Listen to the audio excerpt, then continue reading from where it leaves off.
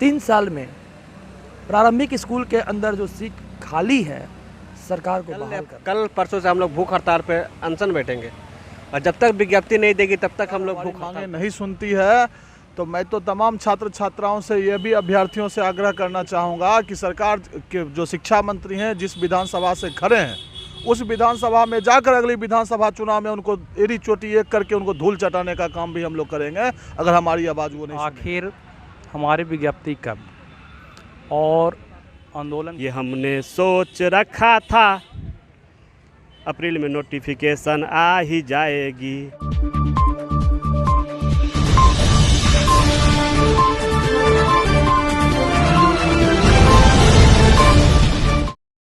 नमस्कार, आप देख रहे हैं बिहार न्यूज़ फाइल और इस वक्त अब हम हैं गर्दनी बाग धरना स्थल पे।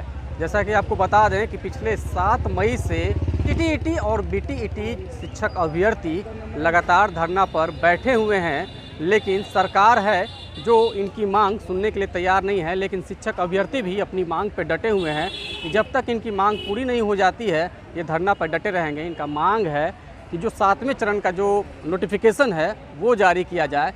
लेकिन दुख इस बात का है कि परीक्षा पास होने के बावजूद भी लाखों की संख्या में अभ्यर्थी जो हैं उनको नौकरी नहीं दी जा रही। यानी कि कुल मिलाकर कहा जाए कि जब तक नोटिफिकेशन जारी नहीं होता है तब तक इनका कोई उपाय नहीं हो सकता। हम बात करें कुछ अभ्यर्थियों से कि आखिर किस तरह से वो अभी तक डटे हुए हैं इतनी गर्मी में। क्या लग रहा है आपको? आप पिछले 7 मई से डटे हुए हैं, आगे क्या लगता है आपको? 10 दिन हो गया। 10 दिन हो गए।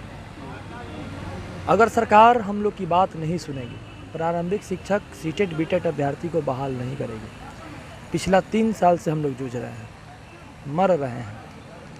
आज लगभग 40 से 45 डिग्री टेम्परेचर है, ज़मीन पर रोड पे बैठे हुए हैं। आज ही नहीं, पिछले 10 दिन से बैठे हुए। हम लोगों ने कैंडल मार्च किया, NIT घाट से हम लोगों ने पैदल मार्च किया और भी हम लोगों ने नातन की किया, आंदोलन का प्रारूप अपनाया, जितना सारा जो प्रारूप होता है।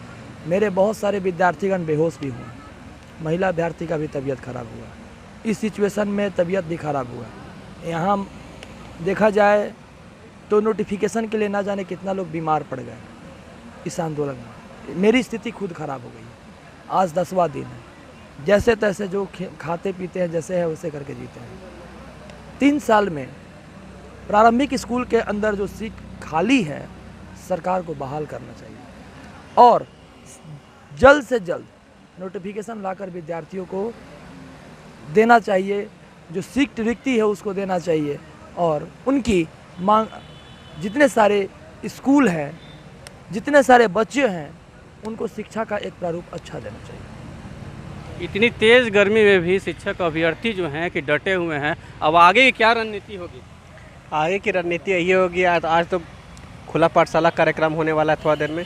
और इससे भी सरकार अगर नहीं सुनती है तो कल परसों से हम लोग भूख हड़ताल पे अनशन बैठेंगे और जब तक विज्ञप्ति नहीं देगी तब तक हम लोग भूख हड़ताल करेंगे। तो कल से जो है कि ये लोग भूख हड़ताल पे बैठेंगे और अनशन करेंगे, लेकिन लगातार बैठे रहेंगे धरना पे। अब ये क्या है खुला पाठशाला? खुला पाठशाला है सर कि हम लोग बच्चे को, बाहरी बच्चे जो जा रहे हैं उन लोग बच्चे को बुला करके हम लोग पढ़ाएंगे ताकि सरकार को मतलब इसे मतलब देखे कि मतलब टीचर जो यहाँ पे है किस तरह के बच्चे को पढ़ाते हैं, कैसे पढ़ाते हैं, क्या पढ़ाते हैं, और यही हम मैसेज वहाँ तक पहुँचाना चाहते हैं। ये कहीं ना कहीं शिक्षक अभ्यर्थी जो हैं कि खुला पाठशाला के माध्यम से एक नई पहल कर रहे हैं, वो बच्चों को मुफ्त में पढ़ाएंगे। तो आप कह सकते हैं कि स्कूलों में शिक्षक की कमी है और शिक्षक अभ्यर्थी धरना पे बैठे हैं। सरकार को चाहिए कि जल्द से जल्द नोटिफिकेशन निकाले और इनकी बहाली करे। अभी तो कुछ रास्ता साफ नहीं दिख रहा है। ये जो विजय चौधरी है वो तो कान में तेल डाल कर सोया हुआ है, उनको तो पता ही नहीं कि 45 डिग्री तापमान में हम लोग बैठ कर कैसे रह रहे हैं। वो कभी एसी से निकल कर बाहर देखे कि हम लोग कैसे रह रहे हैं। और हम लोग यही चाहते हैं कि प्राथमिक व्यक्ति जल्द से जल्द जारी करे शिक्षा मंत्री। तमाम सुख सुविधाओं को छोड़कर शिक्षक अभ्यर्थी लगातार धरना पे बैठे हैं और धरना का आज 10वां दिन है, लेकिन अब तक ना तो शिक्षा विभाग की ओर से और ना ही सरकार की ओर से कोई भी सूद लिया गया है। यही कहना चाहेंगे कि सरकार इस पे अमल कर जल्द से जल्द हम लोग का आवाज़ सुने और हम लोग को जो विज्ञप्ति जारी करना है उसको जारी करो। हमारे जो साथी हैं जो घर में बैठे हुए हैं वो भी हम लोग के साथ यहाँ सहयोग करें और अपना हक की लड़ाई में आगे आएँ। यही कहना है सभी लोगों से मेरा।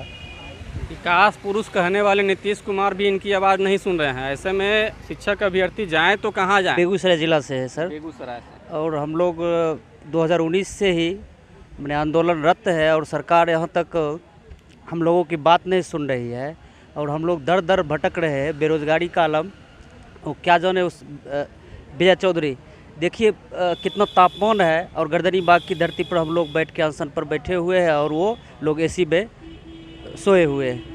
ये बड़ी दुर्भाग्य की बात है और सरकार को अमल में लेना चाहिए कि 7वीं विज्ञप्ति जल्द से जल्द जारी करे। कल से हम लोग का भूख हड़ताल होगा, आमरण अनशन होगा, हम लोग और उग्र आंदोलन करेंगे। अगर सरकार हमारी मांगे नहीं सुनती है तो मैं तो तमाम छात्र छात्राओं से, ये भी अभ्यर्थियों से आग्रह करना चाहूँगा कि सरकार के जो शिक्षा मंत्री हैं, जिस विधानसभा से खड़े हैं, उस विधानसभा में जाकर अगली विधानसभा चुनाव में उनको एड़ी चोटी एक करके उनको धूल चटाने का काम भी हम लोग करेंगे, अगर हमारी आवाज़ वो नहीं सुनेंगे तो। क्या लगता है उग्र आंदोलन करने से रास्ता कुछ निकलेगा? रास्ता तो देखिए, ये हमारी जो बिहार की जो शिक्षा व्यवस्था है, यहाँ का जो नियोजन प्रक्रिया है, वो आंदोलन भी एक रस्म है, ये करना ही पड़ेगा। 8 दिन 9 दिन 10 दिन से हम लोग यहाँ हैं, अगर देख ले रहे हैं, अगर कुछ निर्णय नहीं आता है तो हम लोग कल से फिर आमरण अनशन पर बैठने को तैयार है।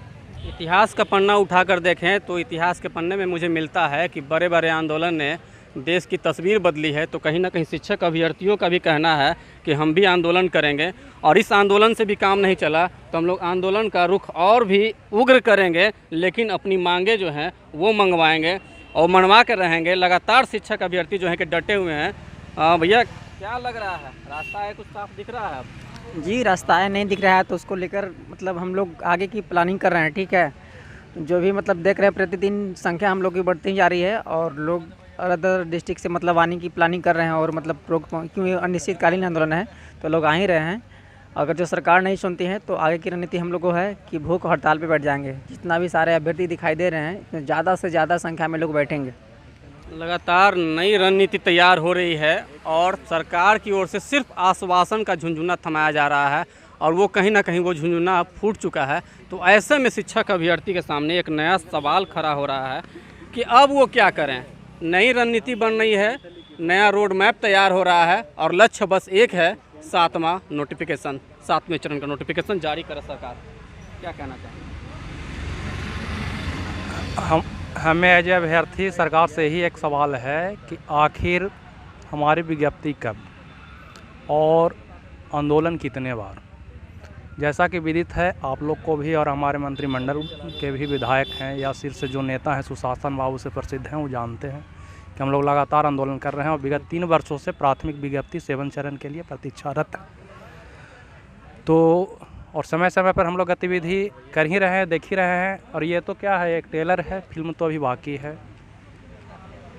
कहीं ना तो ये एक ट्रेलर है और पूरी पिक्चर अभी बाकी है। धरना में शामिल होने के लिए आते हैं और कहीं ना कहीं इनके चेहरे पर और इनकी आंखों में बस एक ही उम्मीद नज़र आती है कि आखिर 7वें चरण का नोटिफिकेशन जल्द से जल्द जारी हो और ये पिछले 3 सालों से जो अपनी मांग के लिए लड़ रहे हैं, इनकी मांग पूरी की जाए और इनका मांग बिल्कुल जायज़ भी है।